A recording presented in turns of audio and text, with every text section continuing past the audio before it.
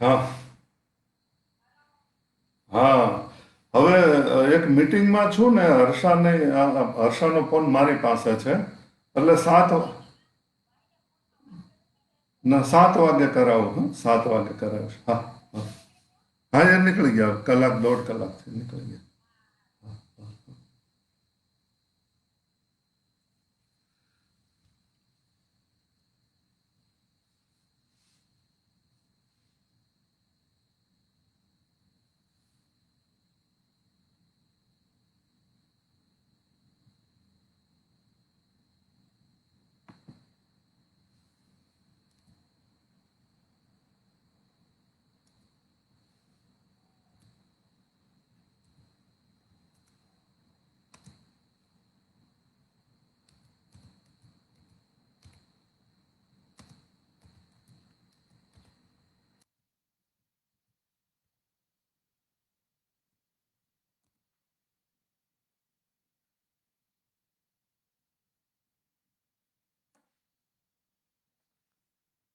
મિત્રો, નમસ્તે. કવિતા કક્ષમાં અત્યાર સુધી ગઝલ અને ગીતોની વાત થઈ છે. આજે આપણે થોડું હટકે ફિલ્મ ગીતોની વાત કરવા જઈ રહ્યા છીએ. સામાન્ય રીતે આ એક અલગ વિચાર છે. એટલે આમ તો સંચાલકો તરત તૈયાર ના થાય, પરંતુ કવિતા કક્ષના હિમલભાઈ પંડ્યા અને એમની ટીમે જે આ એક નવું કરવાનું સાહસ બતાવ્યું છે, એ બદલ એમનો આભાર માનું છું. અને આ માટે મને પસંદ કર્યો, ખાસ તો સંજુવાળા જેવા મિત્રની ભલામણથી મારું નામ આમાં પસંદ થયું. એ માટે કવિતા કક્ષના મિત્રો હિમલભાઈ પંડ્યા અને મિત્ર સંજુવાળાનો આભાર માનું છું. હવે બંધારણે આપણને વાણી સ્વતંત્રતા આપી છે. આ એક ડિસ્ક્લેમર, કાર્યક્રમની શરૂઆત પહેલા આપણે ડિસ્ક્લેમર જોઈ લઈએ કે બંધારણે આપણને વાણી સ્વાતંત્ર્યની નો હક આપ્યો છે. ભારતનો નાગરિક આમ બહુ ઇનોવેટિવ છે. એટલે એણે એમાં બીજા 3 હક ઉમેરી દીધા છે. અને એ 3 હક છે ચર્ચા કરવાના. એક તો રાજકારણ વિશે ચર્ચા કરવાનો હક, બીજો ક્રિકેટ વિશે ચર્ચા કરવાનો હક, અને ત્રીજો ફિલ્મો વિશે ચર્ચા કરવાનો હક. એટલે બસમાં, ટ્રેનમાં, પાનના ગલ્લે આપણું આ ત્રણેય વસ્તુઓનું લોકશિક્ષણ ચાલ્યા કરે છે. મારે ફિલ્મી ગીતોનું મોટા ભાગનું જ્ઞાન પણ અત્યારે જેમ વોટ્સએપ યુનિવર્સિટી છે ત્યારે તો એવું નહોતું. એટલે મારું મોટા ભાગનું જ્ઞાન છે એ આ રીતે મિત્રો સાથે ચાના ગલ્લે કે પાનના ગલ્લે, ટ્રેનમાં, બસમાં મુસાફરી કરતાં કરતાં જે ચર્ચાઓ કરી છે એમાંથી પ્રાપ્ત થયેલું છે. એટલે કે હું કોઈ એવો ફિલ્મ ગીતોનો વિવેચક નથી, ચાહક છું, ભાવક છું. અને એ રીતે આજના કાર્યક્રમમાં આપણે વાત કરીશું. હવે આમ તમે જુઓ તો ફક્ત હિન્દી ફિલ્મો જ લગભગ એક વર્ષે 400 જેવી બનતી હશે. આમ તો ક્યારેક ક્યારેક 700-800 જેવી પણ બની છે. પણ 400-500 જેવી ફિલ્મો તમે દર વર્ષે ધારો, હિન્દી ફિલ્મો. એક એક ફિલ્મમાં 5 થી 6 ગીતો હોય તો 1940થી અત્યાર સુધી તમે ગીતોની સંખ્યા ગણો તો પણ 2 થી 2.5 લાખ, કદાચ 3 લાખને નજીક પહોંચવા જાય. હવે આ 1 કલાક, સવા કલાકના કાર્યક્રમમાં આ 2 લાખ ગીતો કે આ 3 લાખ ગીતોમાંથી 7-8 ગીતોની જ આપણે વાત કરી શકીએ એટલે સ્વાભાવિક છે કે તમારી ઘણી ઈચ્છાઓ ન સંતોષાય કે આ ગીત કેમ ન લીધું, આ લીધું તો શું કરવા લીધું. પણ મારી પણ રુચિની થોડી મર્યાદા છે, એટલે તમારે અત્યારે મને ઉદારતાપૂર્વક સાંભળવાનું રહે. આટલા ખુલાસા પછી આપણે ફિલ્મી ગીતોની વાત શરૂ કરીએ. તો દરેક કાર્યક્રમ આપણે ત્યાં શરૂ થાય એ પ્રાર્થનાથી શરૂ થતો હોય છે. તો ફિલ્મી ગીતોમાં પણ પ્રાર્થનાઓ ઘણી સરસ આપણે ત્યાં આવી છે. ઉત્તમ પ્રાર્થનાઓ જે છે, એટલે સુધી કે સ્કૂલમાં સવારે ઘણીવાર તો આ ફિલ્મી પ્રાર્થનાઓ ગવાતી હોય છે.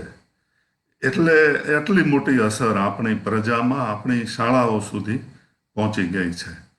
તો આપણે બે પ્રાર્થનાથી શરૂઆત કરીશું. એટલે આ ગીત છે, ફિલ્મી ગીત જ છે, પણ પ્રાર્થના સ્વરૂપે લખાયેલું છે. પહેલી પ્રાર્થના છે દાયરા નામની ફિલ્મની, જે 1953માં આવેલી, જેમાં મીના કુમારી હતા અને દિલીપ કુમારના ભાઈ નાસિર ખાન પણ હતા. આ પ્રાર્થના ગાય છે મુબારક બેગમ અને બીજા લોકોએ પણ ગાય છે. તો આ પ્રાર્થના અંગે સૌથી વધારે ઓથેન્ટિકલ હોય તો લતા મંગેશકરે. યતીન્દ્ર મિશ્ર કરીને એક ફિલ્મી પત્રકાર છે, જેમણે લતા મંગેશકરનો લગભગ 600 પેજની બુક ભરાય એટલો ઇન્ટરવ્યૂ લીધો છે. એમાં લતાજીએ પોતાના સહકલાકારો વિશે, જે સહગાયકો વિશે વાત કરી છે. એમાં મુબારક બેગમનું આ જે ગીત છે, પ્રાર્થના ગીત, એનો ખૂબ જ મુક્ત કંઠે વખાણ કર્યા છે. આમ તો મુબારક બેગમ આપણને કભી તન્હાઈઓ મેં यूं हमारी યાદ આયેગી એનાથી વધારે પરિચિત છે.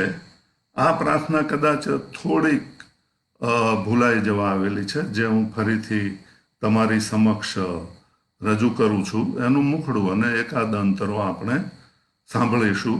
આ પ્રાર્થના લખી છે કૈફ ભોપાલીએ અને સંગીત આપ્યું છે જમાલ ખાન નામના સંગીતકારે. તો હું પ્રયત્ન કરું છું કે આ પ્રાર્થનાનું મુખડું અને એક અંતરો તમને સંભળાવું.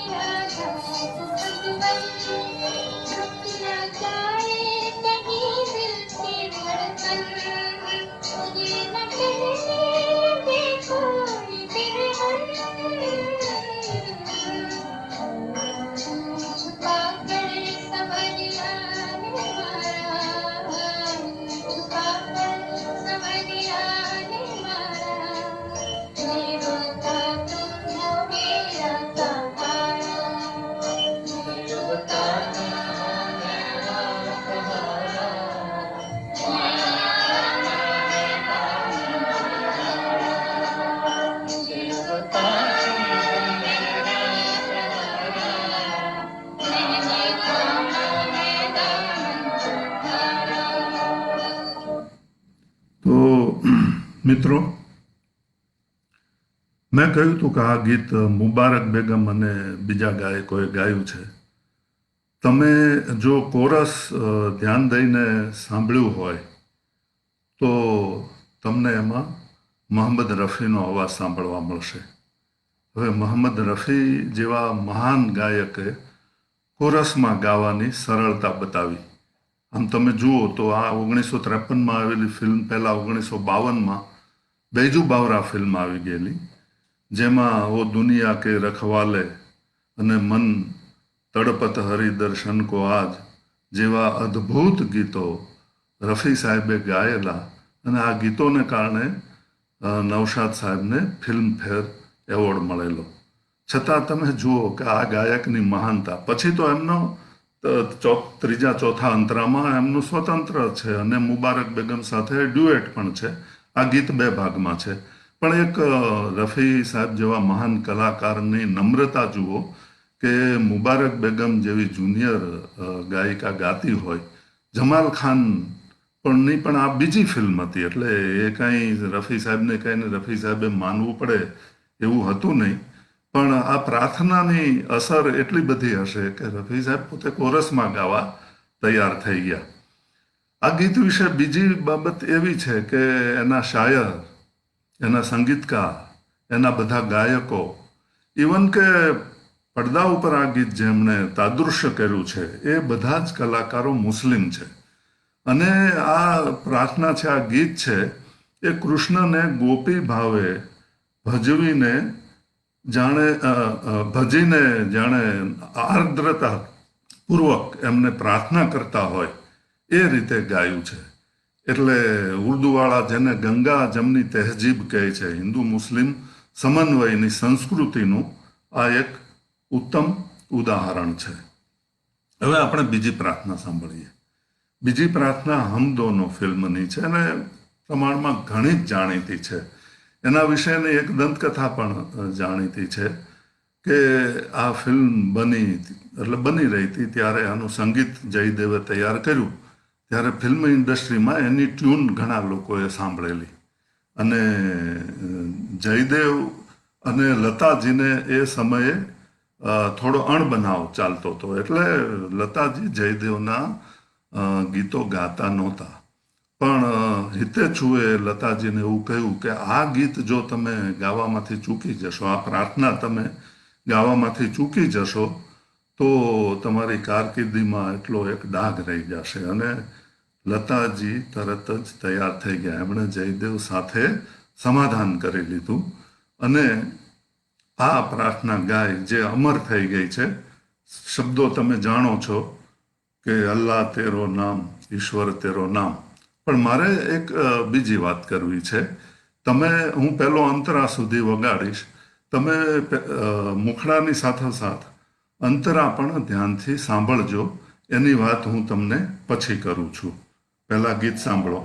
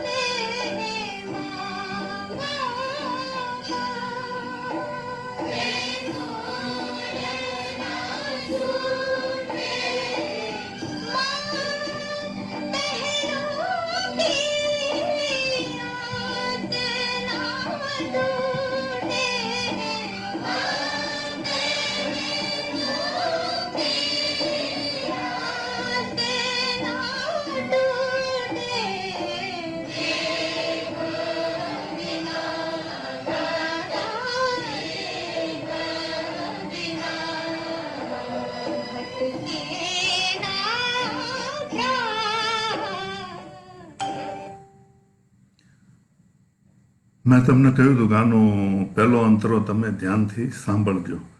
જુઓ, મુખડું તો બરાબર છે, અલ્લાહ તેરો નામ, ઈશ્વર તેરો નામ, સબકો સન્મતિ દે ભગવાન. પછીનો મુખડો છે, માંગો કા સિંદૂર ના છૂટે, ત્યાં સુધી બરાબર છે. મા બહેનો કી આસ ના તૂટે, ત્યાં સુધી બરાબર છે.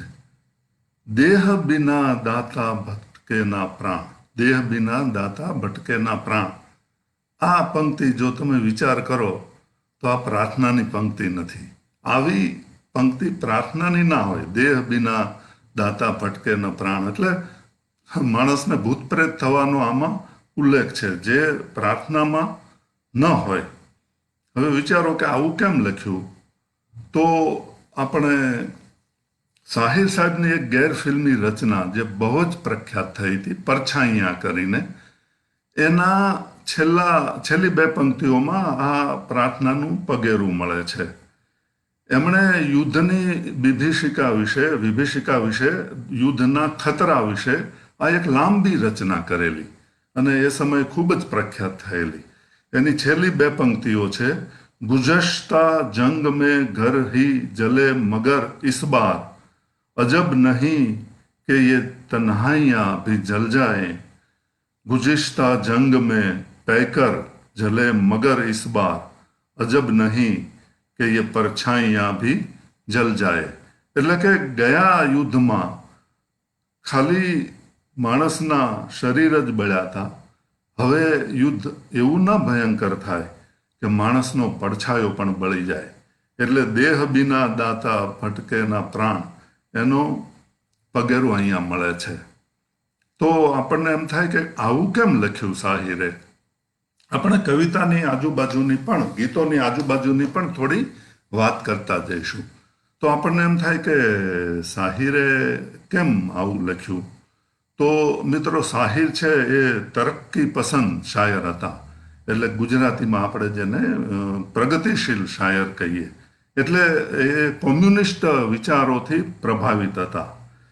એમને ઈશ્વરની સર્જેલી, દરેક કોમ્યુનિસ્ટને હોય છે, દરેક સમાજવાદીને હોય છે, એ રીતે એમને ઈશ્વરે સર્જેલી દુનિયા સામે ઘણો વાંધો હતો.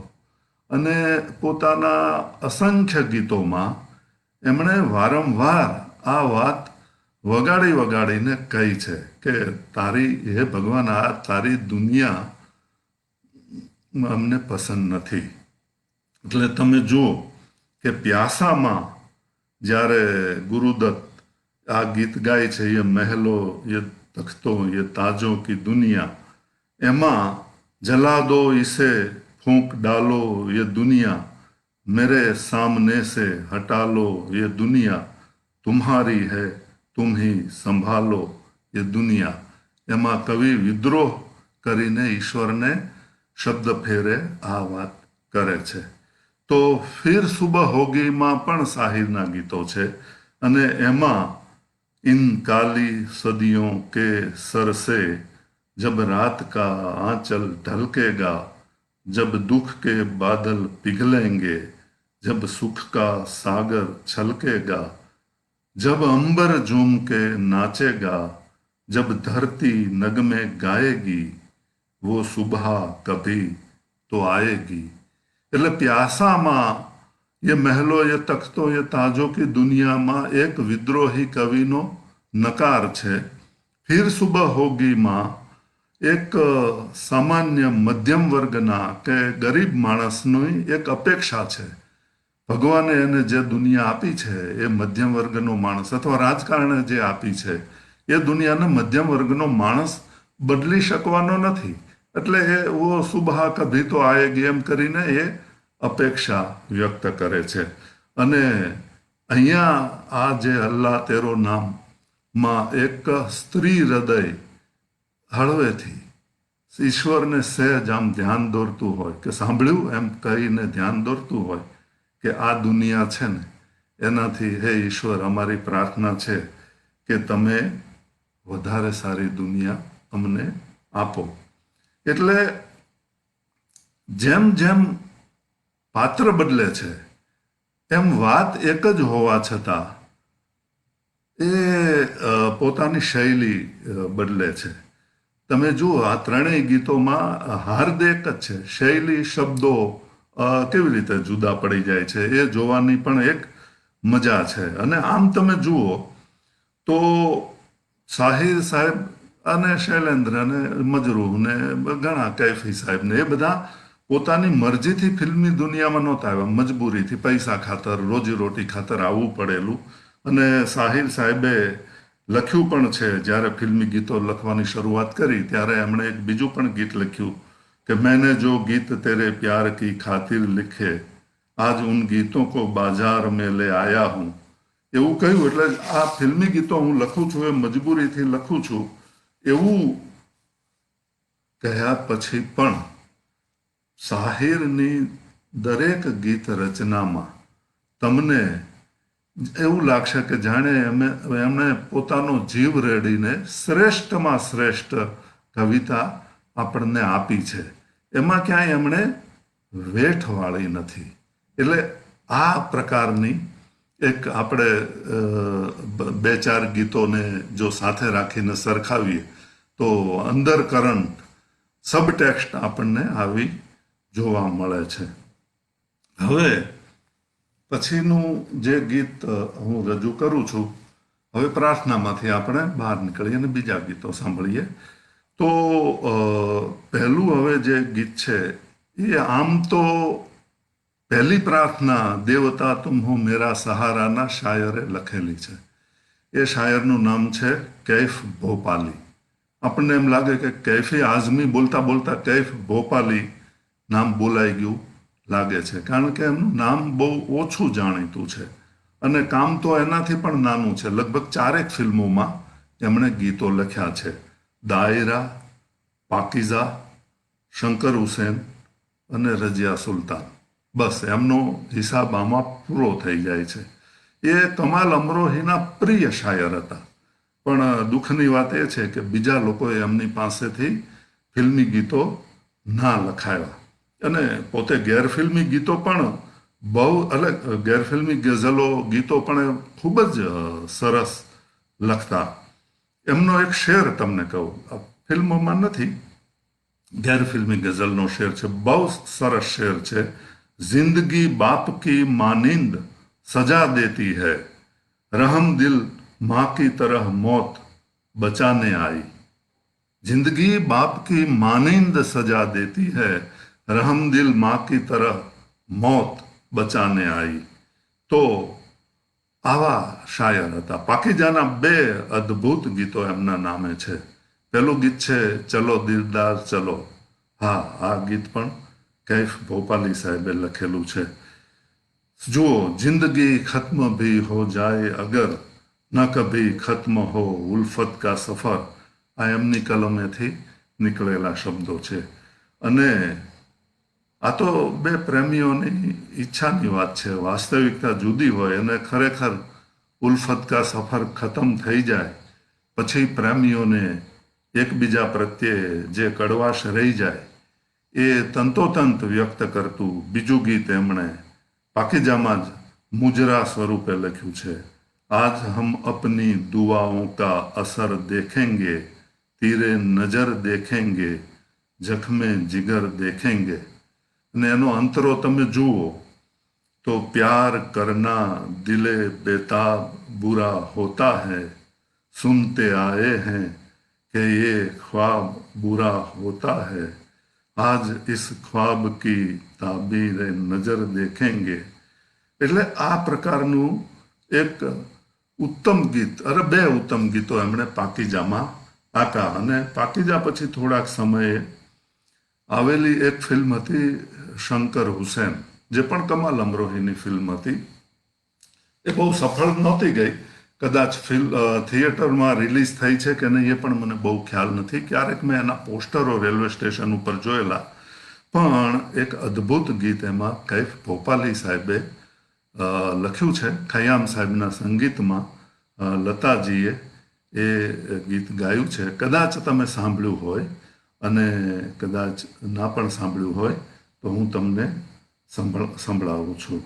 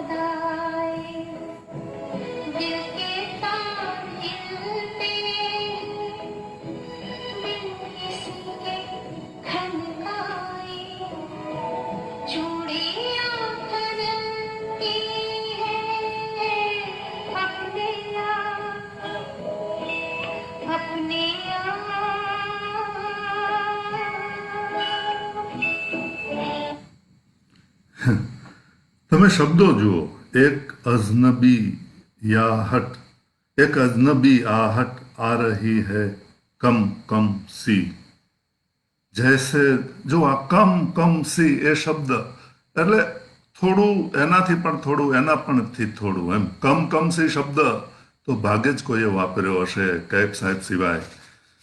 એક અજનબી आहट आ रही है कम कम सी, जैसे दिल के पर्दों पर गिर रही हो शबनम सी, बिन किसी के याद आए दिल के तार हिलते हैं, बिन किसी के खनकाए चूड़ियाँ खनकती है अपने आप રાતો મેં. તમે યુટ્યુબ ઉપર આ ગીત જોશો તો જાણે કંઈ સુપર નેચરલ આખી વાત ચાલતી હોય, કોઈ ઊંઘમાં નાયિકા ચાલતી હોય એવું દેખાશે. પણ આપણે જાણીએ છીએ કે ફિલ્મ ગીતોમાં અને એના પિક્ચરાઇઝેશનમાં ઘણીવાર આમ જાણે આપ જમીનનું અંતર હોય છે. અને એટલા માટે ઘણા માણસો તો જે ગમતા ગીતને આ યુટ્યુબ ઉપર જોવા પસંદ નથી કરતા, કેમ કે એમના મનમાં એક જે આખું વાતાવરણ હોય છે, આખી ગીતને કારણે એક જે ભાવ પેદા થયો હોય છે, એ ઘણીવાર એનું સામાન્ય પ્રકારનું ફિલ્મીકરણ એ આખી અસર મારી નાખતું હોય છે. એટલે આ ગીતમાં પણ તમે જુઓ કે આખી વાત શું છે. ઘણા માણસોને અનુભવ હશે આપણામાંથી કે પ્રેમ થવાની શરૂઆત થઈ હોય, કોન્શિયસ માઇન્ડમાં કોઈની હાજરી વર્તાઈ હોય, એ પહેલાં આપણા અસંપ્રજ્ઞાત મનમાં ધીમે ધીમે કોઈ વ્યક્તિ બારણે ટકોરા મારતું હોય અને પોતાની હાજરી પુરાવતું હોય અને મનમાં એક છબી સ્થિર થવાની શરૂઆત થાય, ત્યારે આપણું સબકોન્શિયસ માઇન્ડ, અનકોન્શિયસ માઇન્ડ એક જે ઉલ્લાસ અનુભવે એને કમ કમ સી, શબનમ સી, બિન કિસી કી યાદ આએ ચૂડિયા ખનકતી હૈ જેવા શબ્દોથી આ આખી કોમળ લાગણી વ્યક્ત થઈ છે. તો આ ગીતનું લગભગ બિલકુલ બાજુમાં બેસે એવું એક બીજું ગીત પણ જોઈ લઈએ, જે ખૂબ જ પ્રખ્યાત છે અને એનું તો એટલા બધા લોકોએ સાંભળ્યું હશે, પણ હું આ તમને સંભળાવવાનો લોભ રોકી શકતો નથી. એ ગીત છે ફિલ્મ અનુપમાનું. એમના શાયર છે કૈફી આઝમી અને હેમંત કુમારે આ ગીતમાં સંગીત આપ્યું છે. પહેલાં તમે આ ગીત સાંભળો, ગીત અને એનો એક અંતરો, પછી એના વિશે થોડી વાત કરીએ.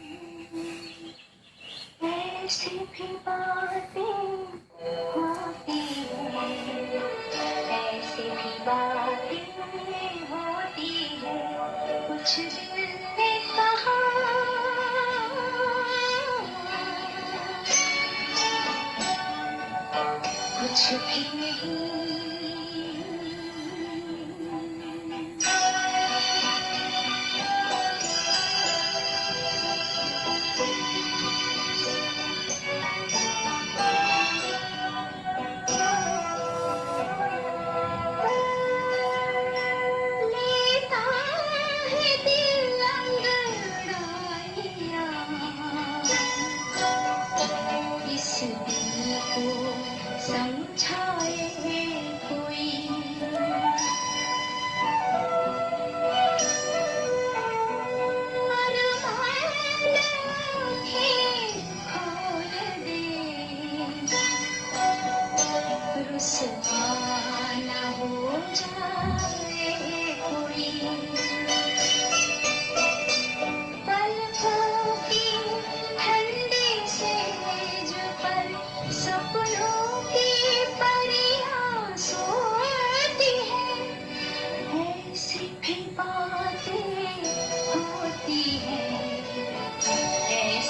बातें होती हैं कुछ दिल ने कहा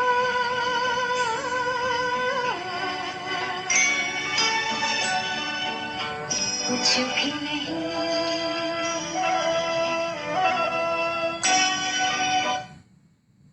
મિત્રો, તમે જુઓ કે પ્રેમની પ્રથમ અનુભૂતિથી નાયિકા અભિભૂત છે અને આ એક ખ્યાલ જે હૃદયમાં આવ્યો છે એ પોતે પણ જાણી ન જાય અને એને કારણે આ ભાવ શબ્દોમાં વ્યક્ત ન થઈ જાય એનો પણ ખ્યાલ રાખતી હોય એ પ્રકારનું આ ગીત છે અને એ શબ્દોમાં મૂકવું એ ખૂબ જ અઘરું હતું, પણ કૈફી આદમી સાહેબે આ કરી બતાવ્યું છે. અરમાન ના આંખે ખોલ દે, રૂસવા ના હો જાએ કોઈ. અને તમે આ કોમળ ભાવ જુઓ કે પલકો કી ઠંડી સેજ પર સપનો કી પરિયા સોતી હૈ. ઘણીવાર બરછટતા અસહ્ય હોય છે, એ રીતે કોમળતા પણ સહન ન થઈ શકે એટલી હદે આપણી કવિતાઓમાં અને આપણા ફિલ્મ ગીતોમાં આ કોમળ ભાવો વ્યક્ત થયેલા છે. અને આમ તો પ્રેમની અનુભૂતિ કેટલા બધા ગીતોમાં વ્યક્ત થઈ હશે, પણ અહીંયા આ ગીતમાં પ્રેમની લાગણીની કોમળતાનું જાણે સર્વોચ્ચ શિખર આવી ગયું હોય એવું લાગે છે. અને આપણે ખરેખર આમ હૃદયથી આભાર માનીએ કૈફી સાહેબનો અને હેમંત કુમાર સાહેબનો કે આટલા ઉત્કૃષ્ટ ગીતો એમણે આપ્યા. એકવાર મિત્ર યજ્ઞેશ દવે સાથે વાત થતી હતી તો એણે ધ્યાન દોર્યું કે આપણે ગાયક હેમંત કુમારનું મહત્વ કરવામાં, એને પોંખવામાં સંગીતકાર હેમંત કુમારના પ્રદાનની જાણે ઓછી નોંધ લેવાઈ હોય એવું લાગે છે. તમે જુઓ આનંદ મઠ એ ફિલ્મમાં સૌ પહેલા વંદે માતરમની ટ્યુન એમણે બેસાડીને આપી.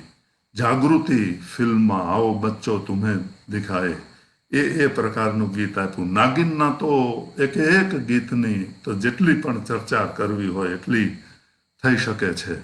20 સાલ બાદ માં કહી દીપ જલે કહી દિલ, જેનાથી લતાજીનો આમ ગુંગળાયેલો અવાજ પાછો મળ્યો, એ તો એક ઐતિહાસિક હકીકત છે.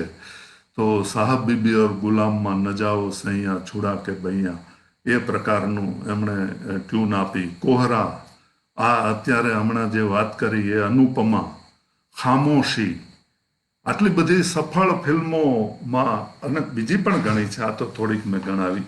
એટલે આટલી બધી સફળ ફિલ્મોમાં કોઈ રેગ્યુલર સંગીતકારને પણ જો સંગીત અને આવા ગીતો બનાવવાની તક મળે તો પોતાની જાતને ધન્ય માને.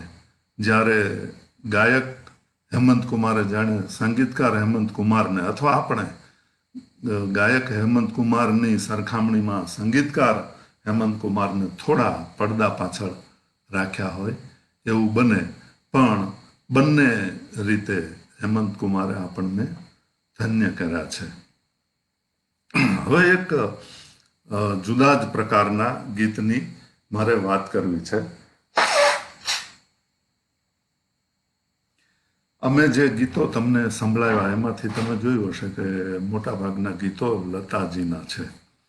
અને ફિલ્મી સંગીતના ઇતિહાસની આપણે વાત કરીએ તો ગુલામ હૈદર કે અનિલ બિશ્વાસ જેવા મહાન સંગીતકારોથી શરૂ કરો તો અત્યારે જતીન લલિત કે એવા જે નવોદિત સંગીતકારો છે, એને એક જ ઈચ્છા હોય છે જીવનમાં કે પોતે બનાવેલા સંગીતમાં લતા મંગેશકર ગીત ગાય. આ દરેક માણસનું આ એક જ સપનું હોય સંગીતકારનું. પણ તમે જુઓ કે હવે હું તમને જે ગીત સંભળાવવાનો છું એની એક વિશેષતા છે. આ ગીતના સંગીતકાર સલીલ ચૌધરી છે.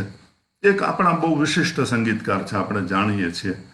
અને લતાના એમના ગીતો તો જાણે બધા ગીતોમાં માન મુકાવે એવા છે.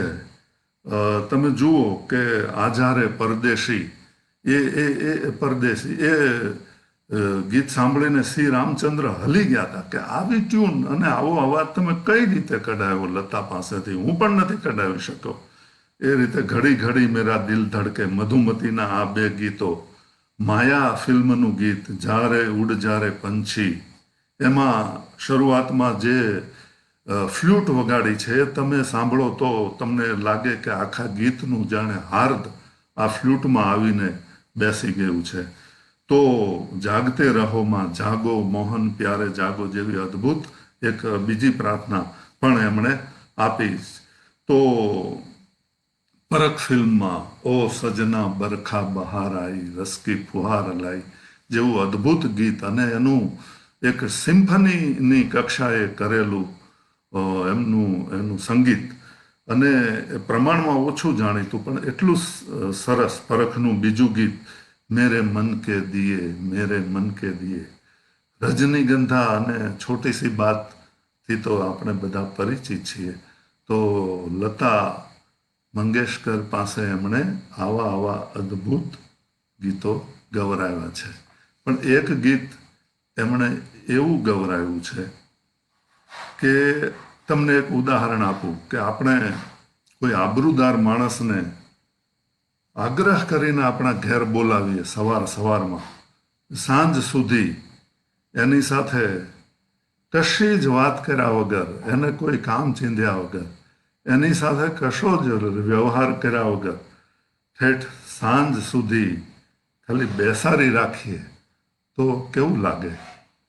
એ રીતે લતા મંગેશકર અને મુકેશ એમની પાસે તમે ડ્યુએટ ગવરાવો અને લતાજીના મોંમાં એક પણ શબ્દ તમે ના મૂકો, ખાલી હમિંગ જ કરાવો તો એ ગીત કેવું લાગે.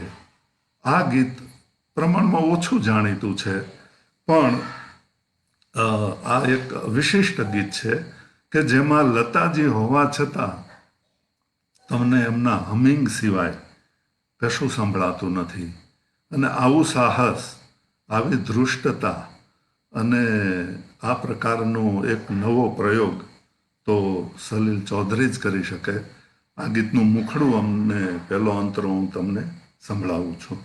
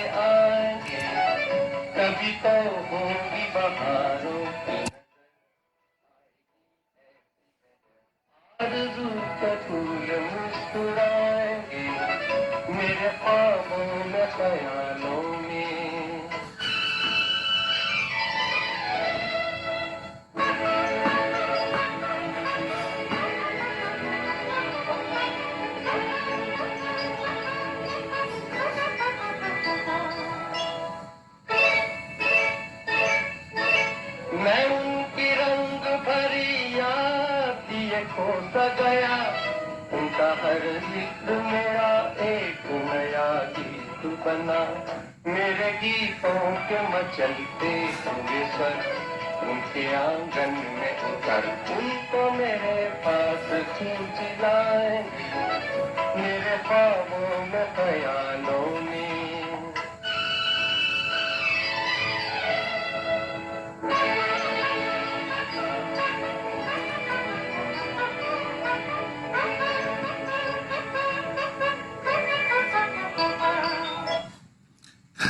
તમે જોયું હશે કે આમાં ખાલી હમિંગ જ છે.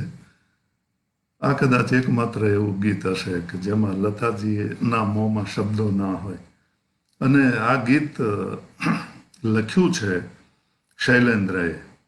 શૈલેન્દ્રની એક વિશેષતા હતી જે કદાચ આપણા ધ્યાનમાં બહુ આવી નથી, કે એ લાઘવના માણસ હતા. એટલે એમની કોઈ એક પંક્તિ 4 કે 5 શબ્દોથી વધારે ના હોય. એટલે તમે જુઓ તો એ ત્યાં આખી વાત પૂરી થઈ જાય 4 કે 5 શબ્દોમાં. અને એ શબ્દો પણ એવા, એટલે કવિતાની વ્યાખ્યા કોઈ અંગ્રેજીમાં આપી છે ને કે best words in best order, એટલે કવિતાની આ વ્યાખ્યા છે. અને તમે શૈલેન્દ્રના ગીતોમાં આ વ્યાખ્યા તમને બરાબર જોવા મળશે. એટલે તમે એમનો એક પણ શબ્દ આગો કે પાછો કરી શકતા નથી.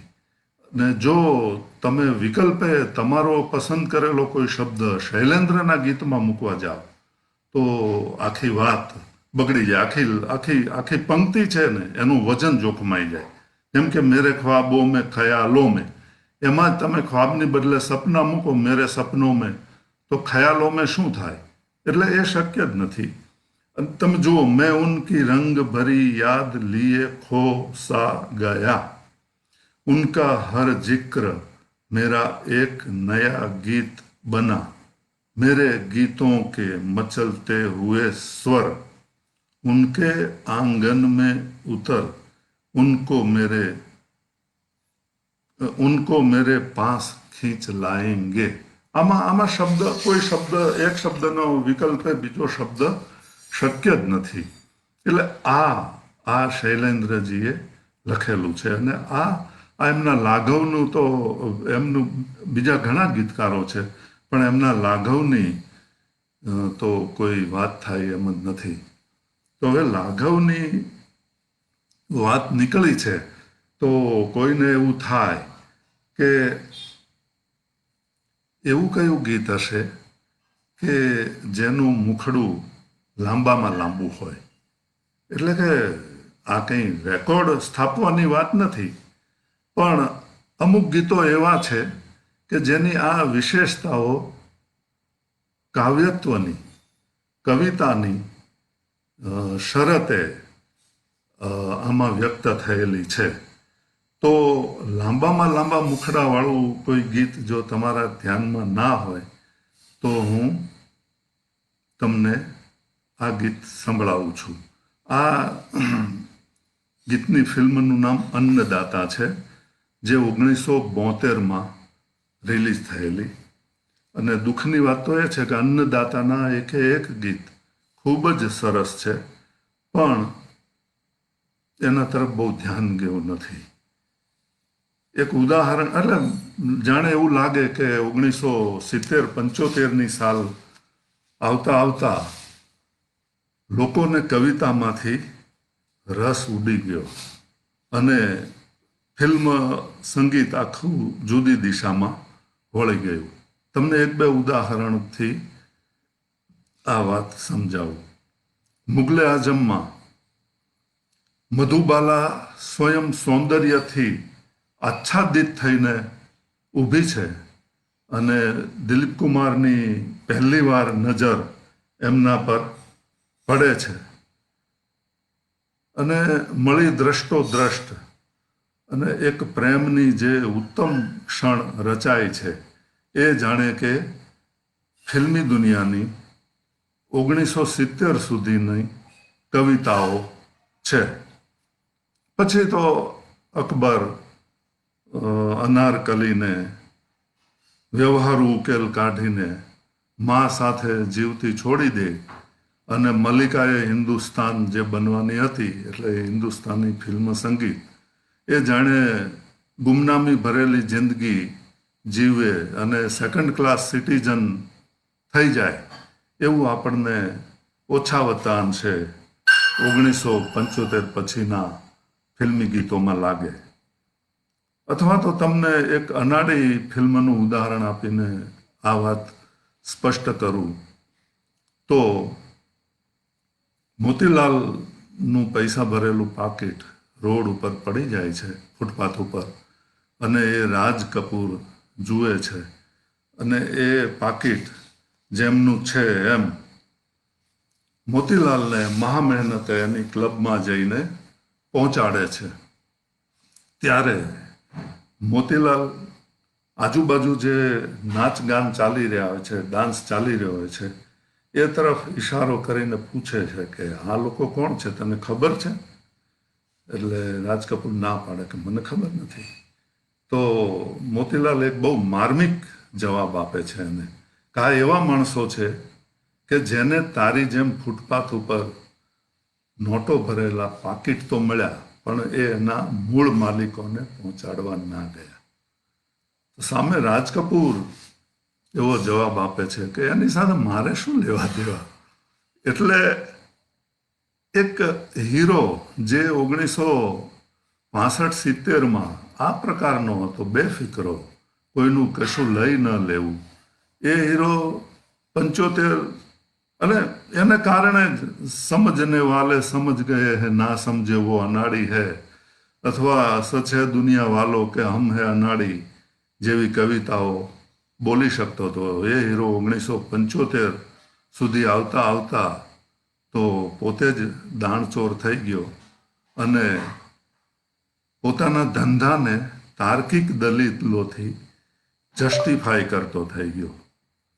એટલે એના હોઠ ઉપર ધારદાર દલીલો તો આવી પણ કવિતા જતી રહી, એની પાસેથી કવિતા જતી રહી. એટલે આ તમને આ એક ફેર આ ગીતોમાં જો લાગે તો તમે જોઈ શકો છો. બાકી તમે જુઓ કે 1970 થી 75ની વચ્ચે અનોખા દાન, કોલ ગર્લ, આલિંગન, તેરી તલાશ મેં, દિલ કી રાહે અને હવે જે ગીત સાંભળવાના છો એ અન્નદાતા જેવી સરસ સરસ ફિલ્મો આવી. એમાં ગીતો પણ ઘણા સારા હતા પણ અત્યારે આપણે યુટ્યુબ ઉપર એ કાં તો ખબર નથી કાં શોધીને સાંભળીએ ત્યારે એમ થાય કે આવા ગીતો હતા અને આપણી તો નજર બહાર રહી ગયા. તો એવું આ એક ગીત હું તમને સંભળાવું છું.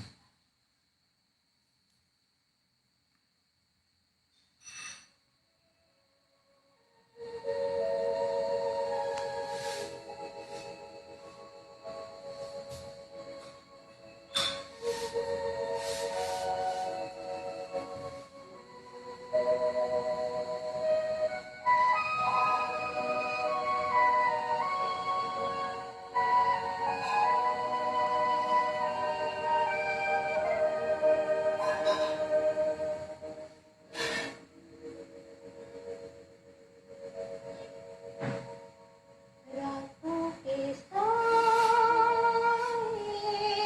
घने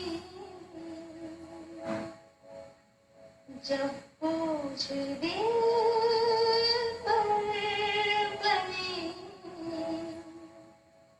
ना तो जले बाती ना हो कोई साथी, ना तो जले बाती ना हो कोई साथी, फिर भी ना डर अगर मुझे दिए तो है तेरे लिए। रातों के साए घने जब बोझ दिल पर बने, ना तो जले बाती ना हो कोई साथी, ना तो जले बाती ना हो कोई साथी, फिर भी ना डर अगर मुझे दिए तो है तेरे लिए। जब भी मुझे कभी कोई जो गम घेरे, लगता है होंगे नहीं सपने ये पूरे मेरे। जब भी मुझे कभी कोई जो गम घेरे, लगता है होंगे नहीं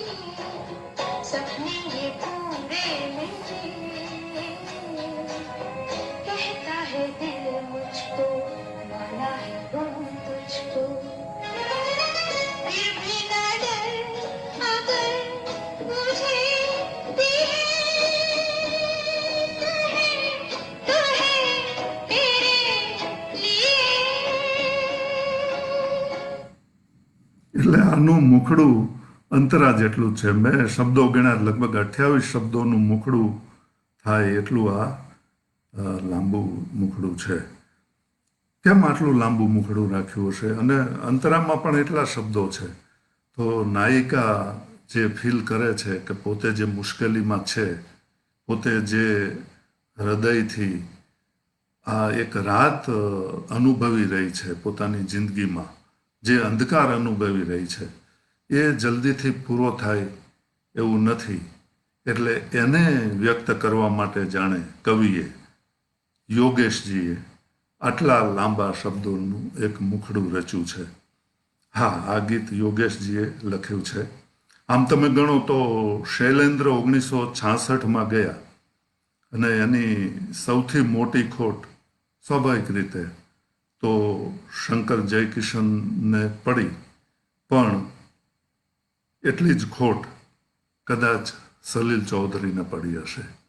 કારણ કે સલીલ ચૌધરીના તમે ગણો તો 99% ફિલ્મોમાં શૈલેન્દ્રજીના ગીતો છે.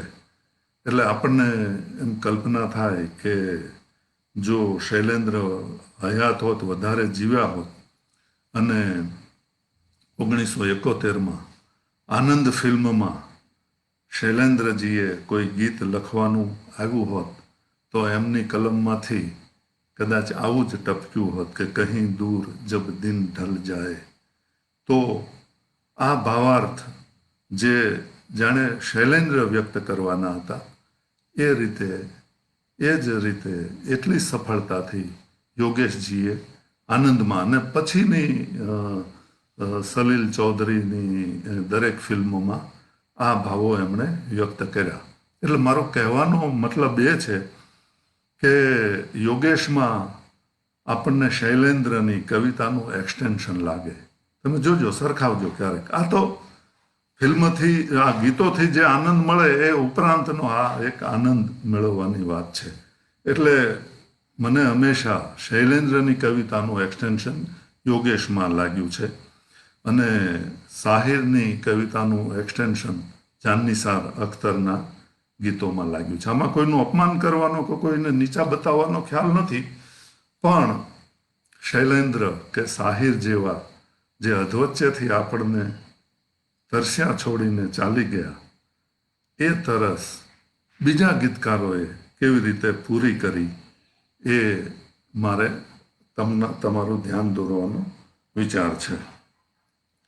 તો હવે શંકર જયકિશનની આપણે વાત કાઢી છે, તો શંકર જયકિશનના એક મને થોડો વિચાર હંમેશા આવે છે કે શંકર જયકિશનને વધારેમાં વધારે આબરૂ તો આરકે ફિલ્મ્સના ગીતોમાં, સંગીતમાં મળી.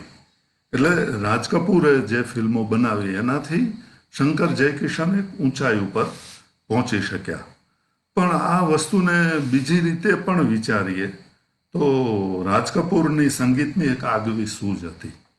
એટલે આગવી સૂઝ હતી એવું કહીએ ત્યારે એનો અર્થ એવો પણ થાય કે એમના સંગીત વિશેના ચોક્કસ આગ્રહો હતા અને એ આગ્રહ મુજબ એ સંગીતકાર પાસે ટ્યુન આવી બનાવો એવું એમને કહેતા.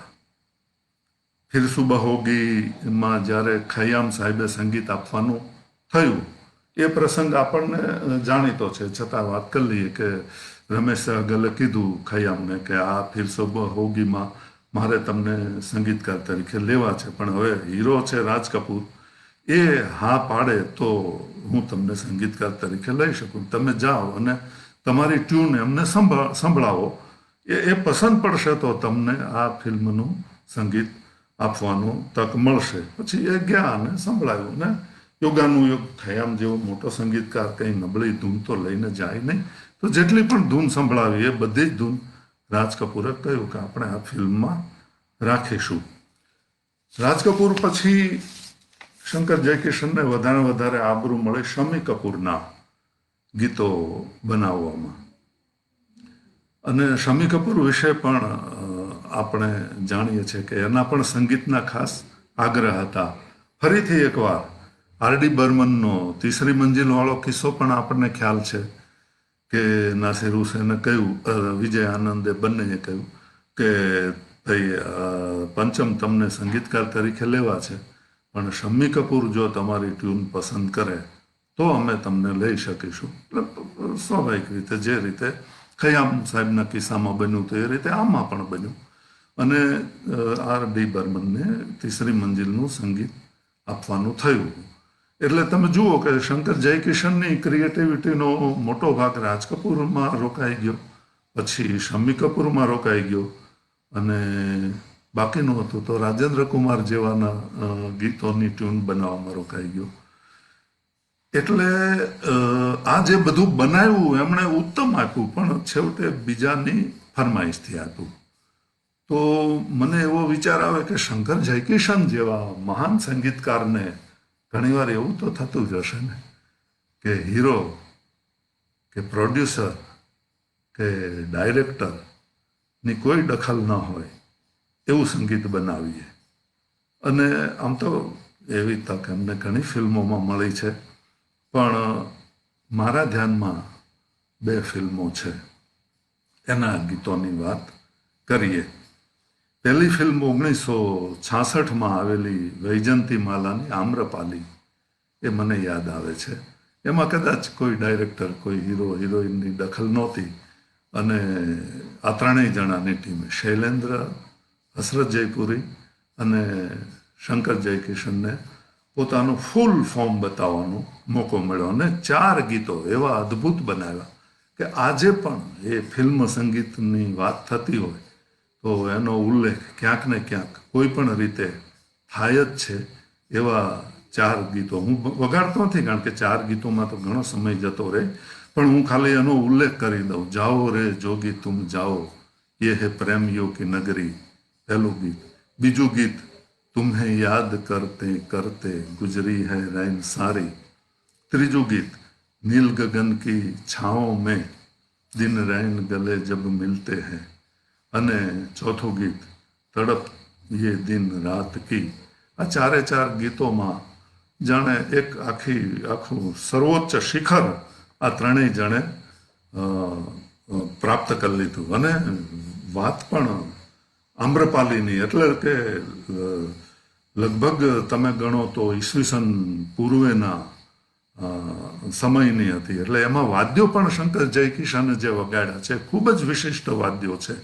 અને એ પછી કદાચ મને લાગે છે કે ઉત્સવમાં લક્ષ્મીકાંત પ્યારેલાલે એ અસલ વાદ્યો વગાડવાની એને તક મળી, કારણ કે ફિલ્મની કથા એવી હતી. તો આ રીતે પણ એક તમે વિચારશો તો એ વાદ્યો અને એના ગીતોમાં કેવી કવિતા તમે રજૂ થઈ છે જુઓ.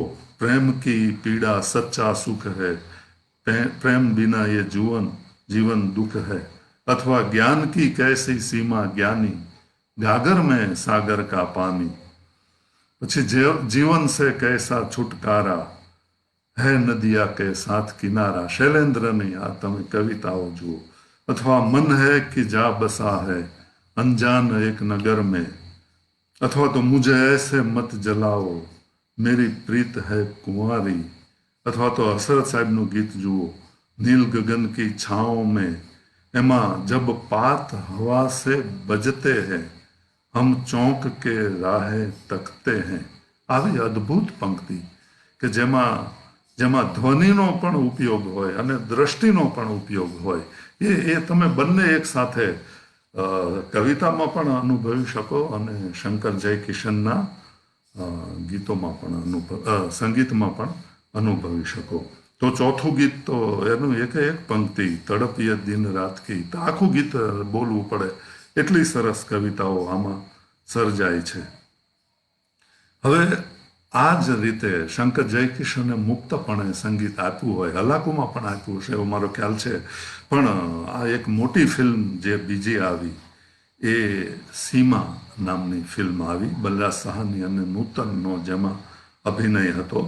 અને એમાં પણ તમે જુઓ કે કેવી અદ્ભુત પ્રાર્થના છે. તું પ્યાર કા સાગર હૈ, તેરી એક બૂંદ કે પ્યાસે હમ. આમાં આમાં પણ જેને કહેવાય ને કે વટક વાળી દીધો છે, આપણે કાઠિયાવાડી ભાષામાં કહીએ તો તું પ્યાર કા સાગર હે, બીજું ગીત કહા જા રહા હે રફી સાહેબના અવાજમાં, અથવા તો લતાજીના અવાજમાં મનમોહના બડે જૂઠે, અથવા તો બાત બાત મેં રૂઠો ના.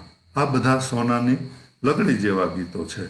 પણ મારે જે ગીત પ્રત્યે તમારું ધ્યાન દોરવાનું છે એ ગીત છે સુનો છોટી સી ગુડિયા કી લંબી કહાની. તમે આ ગીતનું સંગીત ધ્યાનથી સાંભળો અને એના શબ્દો પણ ધ્યાનથી સાંભળો.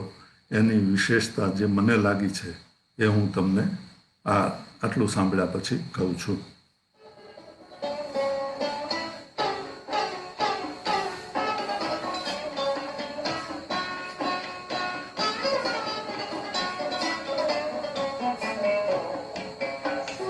छोटी सी गुड़िया की लंबी कहानी, सुनो छोटी सी गुड़िया की लंबी कहानी, जैसे तारों की बात सुनी रात सुहानी, सुनो छोटी सी गुड़िया की कहानी.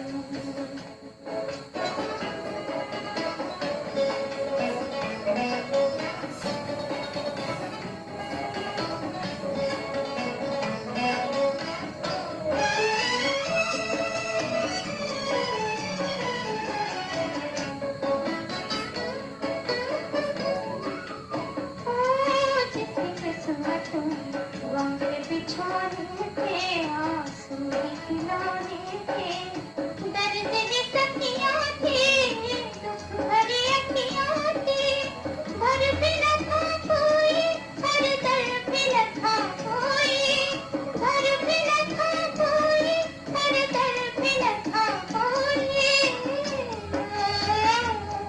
और दर भी न था कोई, भरे आंचल में हम छुपाए आंखों में पानी, सुनो छोटी सी गुड़िया की लंबी कहानी, सुनो छोटी सी गुड़िया की कहानी.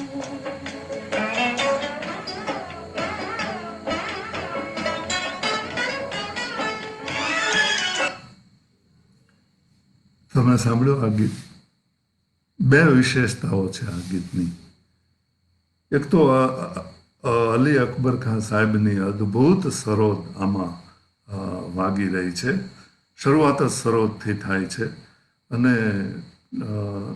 આના સેડ અને હેપી વર્ઝન જે બંને છે એમાં બંનેમાં આ સરોદે જેને કહેવાય ને ધૂમ મચાવી છે.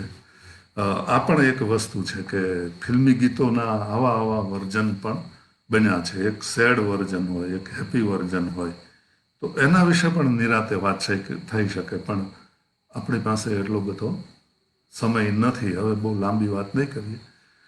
પણ આ ગીતની બીજી એક વિશેષતા છે. આપણે શબ્દો જોતા એવું લાગે કે આ શૈલેન્દ્રએ લખ્યું છે, પણ ના, હસરત જયપુરી સાહેબે આ ગીત લખ્યું છે અને નર્સરી રાઇમના ફોર્મમાં લખ્યું છે, બાળગીતના સ્વરૂપમાં લખ્યું છે. તમે જુઓ કે આના જેમ બાળગીતમાં શબ્દો એક પછી એક આવ્યા જ કરે, એ રીતે આમ કોઈ ખળખળ વહેતા ઝરણા જેમ હસરત જયપુરી સાહેબની કલમમાંથી આ શબ્દો આવ્યા છે. તમે જુઓ, ચાંદ કા ડોલા હો और बिजली का बाजा हो, डोले में रानी हो और घोड़े पे राजा हो, प्यार के रस्ते हो और फूल बरसते हो, बनना चाहती थी एक दिन वो तारों की रानी.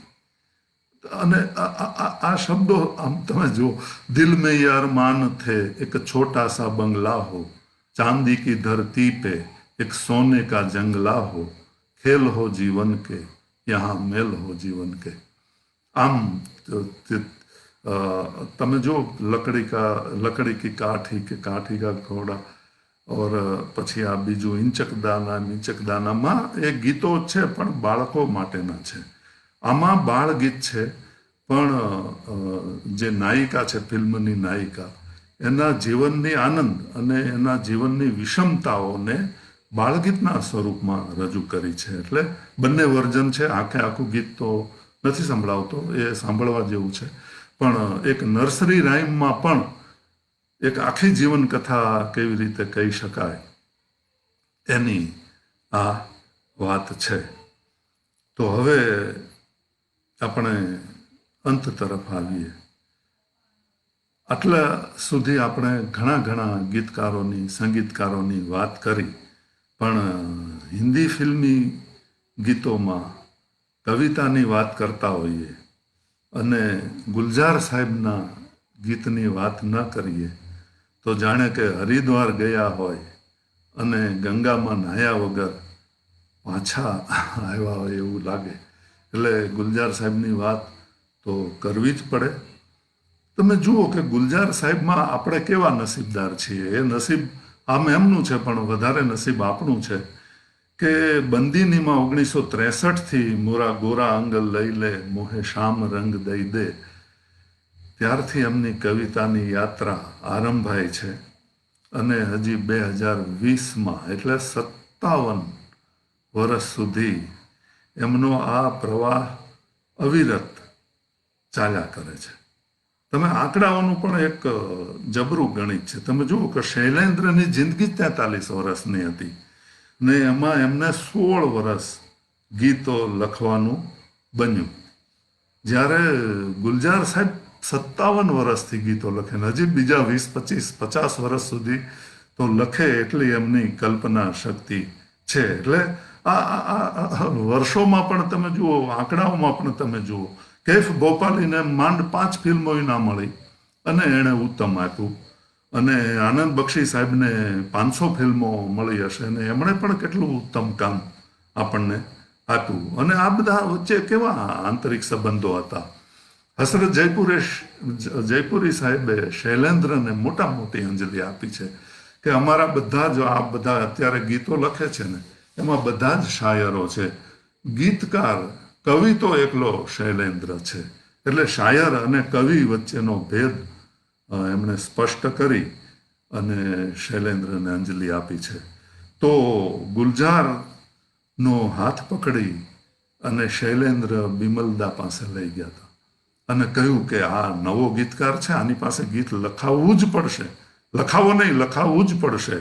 અને બંદીનીમાં લગભગ બધા ગીતોનું રેકોર્ડિંગ થઈ અને પૂરું થઈ ગયું હતું, પણ ખાસ મોરા ગોરા અંગ લઈ લે માટે બિમલદાએ પણ એમણે એક જગ્યા કરી અને ત્યારથી ગુલજાર સાહેબની ગીત યાત્રા, કવિતાની યાત્રા શરૂ થઈ. આપણી જનતાએ એક કામ એ કર્યું કે ગુલજારની છેલ્લી ફિલ્મો થોડીક ફ્લોપ કરી આપી, એટલે એમના દિગ્દર્શનવાળી ફિલ્મો ખુશ્બુ હોય કે કિનારા હોય કે પરિચય હોય કે દિગ્દર્શનવાળી ફિલ્મો જોવાનો આપણને બહુ લાભ નથી મળતો. એટલે ગુલજાર સાહેબ પોતાની રીતે જેવા ગીતો લખવા ધારે કે મેરા કુછ સામાન કે ફિર સે આઈયો બદરા વિદેશી તેરી પંખ પે મોતી જડુંગી જેવા કવિતાની ચાસણીમાં બોલીને બહાર કાઢેલા હોય એવા ગીતો કદાચ આપણને આજકાલ એમની પાસેથી નહીં મળતા હોય. જોકે હું આ બધું ગુલજાર સાહેબ વિશે બોલવા માટે હું અધિકારી નથી. એના વિશે તો મિલિંદ ગઢવી જેવા જે આકંઠ ગુલજારનો જાણે કહેવાય કે ગોળીને પી ગયા છે એવા મિત્રો, અથવા તો રઈસ મનિયાર જેવા મિત્રો એમના વિશે વધારે ઓથેન્ટિકલી વાત કરી શકે. પણ મને લાગે છે કે એમની કવિતા અત્યારે આમ તો જોવા જઈએ તો આ એક છેલ્લો સિતારો કવિતાના ક્ષેત્રે બચ્યો છે. હિન્દીમાં દુષ્યંત કુમારે જયપ્રકાશ નારાયણ વિશે કટોકટીના કાળમાં એક શેર લખેલો, એ થોડો શબ્દ ફેર કરીએ તો એક આદમી હૈ इस मुल्क में या यूं कहो इस अंधेरी कोठरी में एक रोशनदान है, एवो शेर लख्यो तो. एक आदमी है इस मुल्क में या यूं कहो इस अंधेरी कोठरी में एक रोशनदान है. તો હિન્દી ફિલ્મ ગીતોના જગતમાં અત્યારે આ એક અંધેરી કોઠરીમાં એક બારી જેવા બહારની દુનિયાનો પ્રકાશ જેમાંથી આપણે જોઈ શકીએ કવિતાનો, એવા એક ગુલઝાર સાહેબ આપણી પાસે આજની તારીખે બચ્યા છે. અહીંયા હું જે ગીત એમનું રજૂ કરવાનું છું એમની જ ડાયરેક્ટ કરેલી આંધી નામની ફિલ્મનું યુગલ ગીત છે અને એના શબ્દો છે ઇસ મોડ સે જાતે હૈ. તો એ સાંભળો પછી હું મારા મનમાં જે એની એક વિશિષ્ટતા છે એ હું તમને કહી સંભળાવું.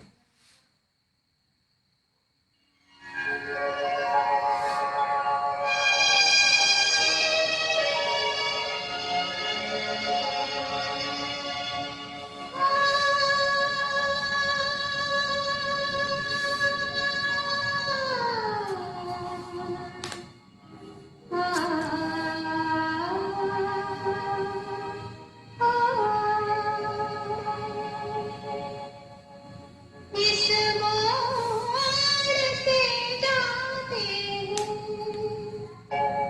इस मोड़ से जाते हैं, कुछ सुस्त कदम रखते, कुछ तेज कदम राही.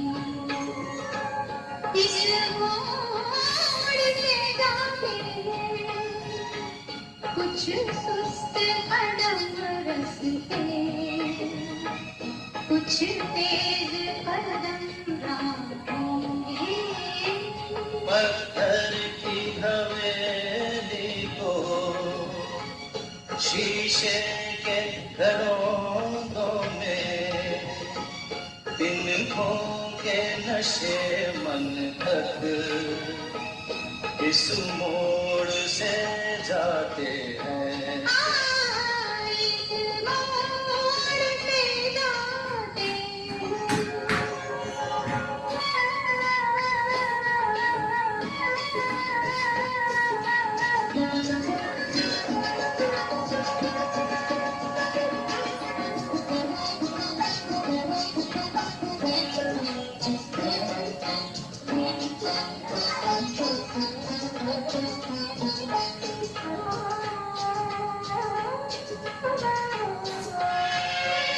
आंधी की तरह उड़कर एक रात गुजरती है.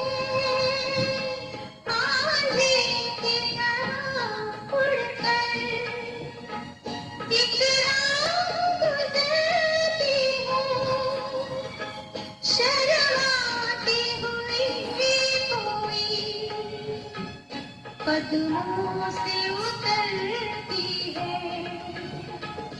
इनमें छुपी राहों में एक राह तो वो होगी तुम तक जो पहुंचती है. इस मोड़ से जाती है, इस मोड़ से जाते हैं. આ ગીતની વિશેષતા મારી દ્રષ્ટિએ એ છે કે અહીંયા ધ્રુવ પંક્તિની જેમ ઇસ મોડ સે જાતે હૈ એવા શબ્દો આવ્યા કરે છે. એટલે આપણને એમ થાય કે ઇસ મોડ એટલે શેની વાત થઈ રહી છે. તમે ક્યાંય જુઓ કે આ શું વાત થઈ રહી છે એનો ગુલઝાર સાહેબે ફોડ પાડ્યો નથી. અને કવિતાનું એક લક્ષણ એ છે કે એ સંદિગ્ધ રહીને એટલે થોડું ગોપવીને, થોડું પડદા પાછળ રાખીને, થોડું છુપાવીને વાત કરે. તો ઈસ મોડનો અર્થ મારી દ્રષ્ટિએ પ્રેમની લાગણી થાય, પ્રેમની ભાવના થાય. તમે ઝડપથી જીવો કે અલસ ગતિએ તમારી જિંદગી ચાલે. તમે પથ્થરની મહેલનુમા હવેલીમાં રહેતા હો કે તણખલા જેવા ફ્લેટમાં રહેતા હો. તમે એક્સ હોય, વાય હો, ઝેડ હો, મુખ્યમંત્રી હો, પટાહળા હો, પણ તમારી જિંદગીમાં આ એક મોડ આવે છે. મોડ ઈસ મોડ સે કહીને ગુલજારે જે ઘણું બધું સંદિગ્ધ રાખ્યું છે એને તમે જો પ્રેમની રીતે વિચારો તો આનો અર્થ પામી શકશો. હિમલભાઈ અને કવિતા કક્ષના મિત્રોનો હું આભાર માનું છું કે આ એક મોકો એમણે ઊભો કર્યો, જેને કારણે આપણને હિન્દી ફિલ્મ સંગીતના આવા ઉત્તમ માણસોને, આવા ઉત્તમ રોશનદાનોમાંથી આપણને કવિતાના પ્રકાશ તરફ નજર નાખવાની એક તક મળી. અને તમે શાંતિથી આ આખો કાર્યક્રમ જુઓ છો, સાંભળો છો. ઘણા સારા પ્રતિભાવો આપ્યા છે, પણ ચાલુ કાર્યક્રમે હું એના જવાબ આપી શક્યો નથી.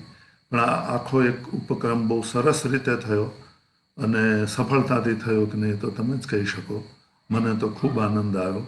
ફરીથી એકવાર કવિતા કક્ષ, હિમલભાઈ અને એમના મિત્રોને, એમની ટીમનો આભાર માની અને હું મારી વાત પૂરી કરું છું. આભાર.